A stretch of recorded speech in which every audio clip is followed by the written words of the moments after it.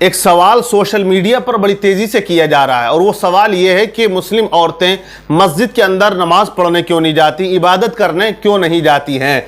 लेकिन मैं उन लोगों को एक बात और बता देता हूं कि मुस्लिम औरतें कब्रिस्तान मुर्दे को दफनाने भी नहीं जाती हैं, मस्जिद भी नहीं जाती हैं, कब्रिस्तान भी नहीं जाती हैं। अब ये सवाल किए क्यों जा रहा है, उसकी वजह ये वीडियो रही है। ये वीडियो आप देख रहे हैं, इस वीडियो औरत मस्जिद के हौज के अंदर नहा रही है जहां पर लोग वुजू किया करते हैं। अब इसने यहां नमाज भी पढ़ी। अब जो अराकीन कमेटी था उन्होंने इसको निकालना चाहा, मना करा कि आप बेअदबी से यहां पेश आ रही हो।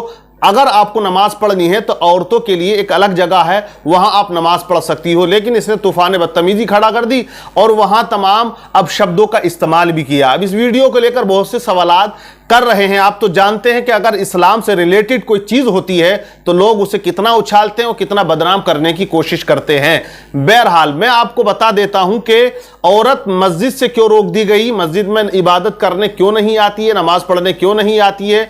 नबी पाक सल्लल्लाहु ताला अलैहि वसल्लम की हयात ज़ाहिरी में औरतें मस्जिद नबवी में नमाज पढ़ने आती थी, उनका अलग इंतजाम था। पर्दे की आड़ में औरतें नमाज पढ़ा करती थी। लेकिन हजरत उमर इब्न खत्ताब रदियल्लाहु ताला अन्हु का जब दौर खिलाफत आया, आपने मुकम्मल तौर से औरतों को बैन कर दिया, यानी कि मना फरमा दिया कि कोई औरत मस्जिद में नमाज पढ़ने ना आए।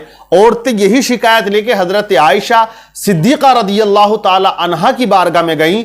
हजरत आयशा उम्मुल मोमिनीन रदियल्लाहु ताला अन्हा ने इरशाद फरमाया कि आज जो औरतों के अंदर क्वालिटी पाई जा रही है ज़ेबो ज़ीनत वाली, अगर यही चीज नबी पाक की हयात ज़ाहिरी में होती तो नबी पाक सल्लल्लाहु ताला अलैहि वसल्लम भी औरतों को मस्जिद में आने से मना फरमा देते। अब देखिए, कई वजह है कि औरतें मस्जिद में नहीं जाती हैं। वजह यह भी है कि मस्जिद में औरतों को इसलिए भी रोका जाता है, आप देखते हैं कि औरत ही मां बना करती है, लेकिन जैसे जैसे बच्चे की विलादत का वक्त करीब होता है औरत की हालत आप जानते किस तरह की हो जाती है, वो लोगों की नजरों के सामने जाने से छुपा करती है।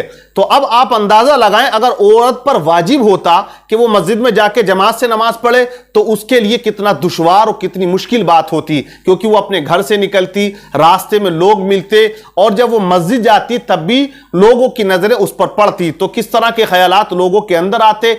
इसलिए इस्लाम ने औरत को घर में नमाज पढ़ने का हुक्म दिया। दूसरी चीज ये है, 5 वक्त की नमाज है। कुछ नमाजें दिन में अदा होती हैं और कुछ नमाजें ऐसी हैं कि जो अंधेरे में भी अदा की जाती हैं, जैसे कि इशा की नमाज हो जाती है या सुबह फजर की नमाज लोग सोते हैं। ऐसे आलम में अगर औरत पे वाजिब होता कि वो जमात से नमाज पढ़े, मस्जिद में जाए वरना गुनाहगार होगी, तो इस हालत में उसके लिए कितना कठिन होता मस्जिद जाना। रात के अंधेरे में जाती तो उसकी जान को खतरा, उसकी इज्जत और आबरू को खतरा। सुबह सवेरे उठ के जाती जब तमाम लोग सोए होते हैं, बाजार बंद होते हैं, ऐसे आलम में उसके लिए खतरा।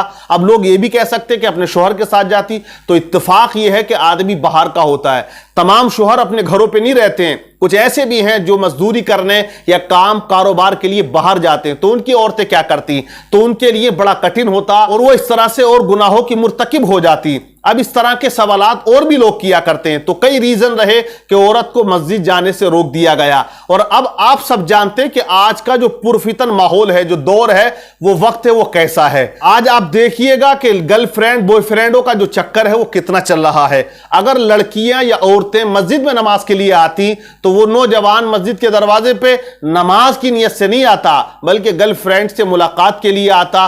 फितने होते, हंगामे होते, हयाई आम हो जाती और न जाने कितने फसादात और फितने उठते और लोग जिस जगह इबादत करते हैं वहां गुनाहों में मुब्तला हो जाते, क्योंकि मस्जिद अल्लाह का घर है। कुरान पाक में अल्लाह फरमाता है, वह अन्नल मसाजिदा लिल्लाहि फला तदउ मअल्लाहि अहदा, बेशक अल्लाह ही के लिए मस्जिद है और मस्जिद को अल्लाह ही की इबादत के लिए बनाया गया है।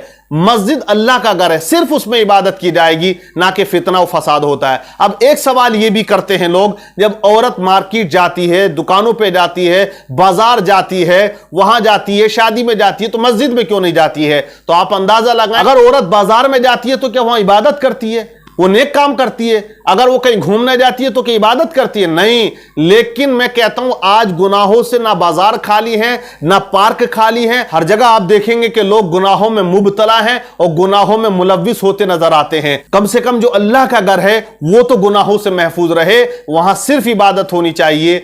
और भी एक रीजन है, ये भी रीजन आप सुन ले कि औरत आप जानते हैं कि कितनी बतून होती हैं। अगर इनको इजाजत होती कि मस्जिद में आइए तो ये इबादत कम करती, एक दूसरे के घरों की ताड़भाड़ ज्यादा निकालती कि उसके यहां क्या हो रहा, उसके यहां क्या हो रहा, गीबत और चुगलियों में ज्यादा मुलव्विज हो जाती, इबादत कम करती और आपस में फितना और फसाद ज्यादा बर्पा करती। इसलिए इस्लाम ने कहा तुम मस्जिद मत आ, घर में पर्दे की हालत में रहकर अल्लाह की इबादत कर ले, अल्लाह तुझे 27 गुना ज्यादा इबादत का सवाब अता फरमाएगा। मतलब जो सवाब मर्द को घर छोड़कर मस्जिद में जाने में मिला करता है, वही सवाब औरत को इस्लाम घर के अंदर नमाज पढ़ने में देता है। जो लोग सवालात करते हैं वो समझ लें इस बात को, इस्लाम ने हर उस रास्ते पर पहरा लगा दिया जहां से गुनाहों का कोई तसव्वुर पैदा हो सकता है। इस्लाम ने उन चीजों को खत्म कर दिया जहां से फितना फसाद बर्पा हो सकता है। अब औरत कब्रिस्तान क्यों नहीं जाती, इसकी भी वजह आप सुन लीजिए। देखिए, औरत सदफे नाजुक है, दिल नाजुक होता है, नर्म होता है। आप जानते हैं जब घर में किसी का इंतकाल हो, बाप का हो या शोहर का हो या भाई का हो या बहन का हो, सबसे ज्यादा आपको औरत रोती हुई मिलेगी, दहाड़े मारेगी, बयानात करेगी, क्योंकि वो अपने जज्बात पर काबू नहीं पाती है।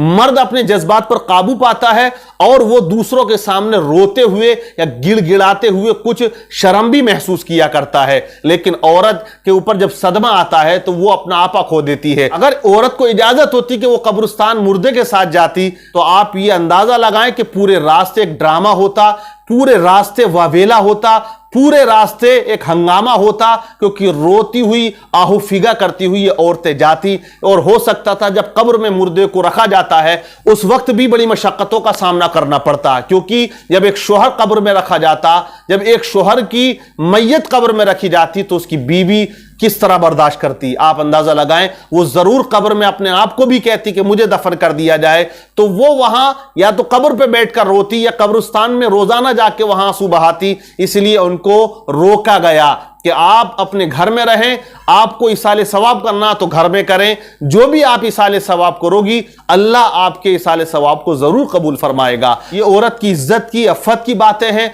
जो इस्लाम ने की हैं। अब इसमें लोग कहते हैं कि उनको पाबंद कर दिया, उनका हक मार लिया, उनका ये कर लिया, ये तो बिला वजह की बकवास है। क्योंकि आज यूरोप ने औरत की आजादी के नाम पर आप समझते क्या नहीं किया, उनके जिस्म से कपड़ों को उतार दिया गया, उनको बेपर्दा कर दिया गया और उनके साथ जानवरों जैसा सलूक किया जाता है। जैसे जंगल में जानवर करते हैं ना, उससे कहीं बदतर आज देखिए जो मॉडर्न लोग हैं वो एक औरत के साथ जुल्म किया करते हैं और उसे वो फैशन और अपनी ख्वाहिश का नाम दिया करते हैं। लेकिन इस्लाम ने इन तमाम चीजों को बैन किया, इज्जत बचाई औरत की, अफ़्फ़त बचाई औरत की और उसका मकाम और मर्तबा ऊंचा कर दिया।